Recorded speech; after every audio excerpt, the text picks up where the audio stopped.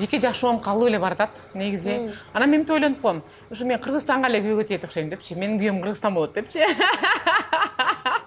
Кыргызстанды өстүрүшүм керек деп. Тамаша.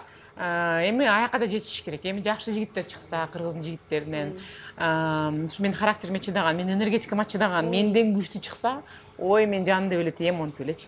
Анан кийин бир нерсе айтып кетким келет.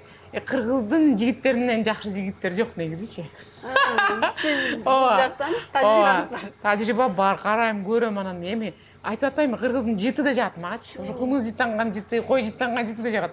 А башкалардын жыты жакпайт негизи. Ал жагын айта кетиш керек. Бирок ушу кыргызда мындай бар да, сен менин катынымсың, сен меникисиң, отур деп эле катып коймой.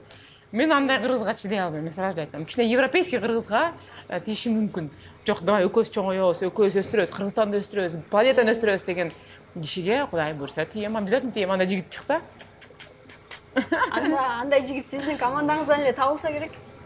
Билбейм. Мен ошондо чөйрөдө жүрөм негизи, карап, байкап жүрөм. Жакшы болот экен депчи, мынча жигит экен деп. Бирок менин күйөөм обязательно президент болуш керек да. Мен негизи президент деле болгум келбейт. Карасам, күйөөм жок болсо, мен точно президент болушум керек экен. Ага чейин күйөөгө тийип калсам, ага киши президент болот, Кудай буйрса. Мен президенттин жубайы болом. Биринчи айым болот экенсиз. Биринчи айым болом. Тилегиңизге жетиңиз.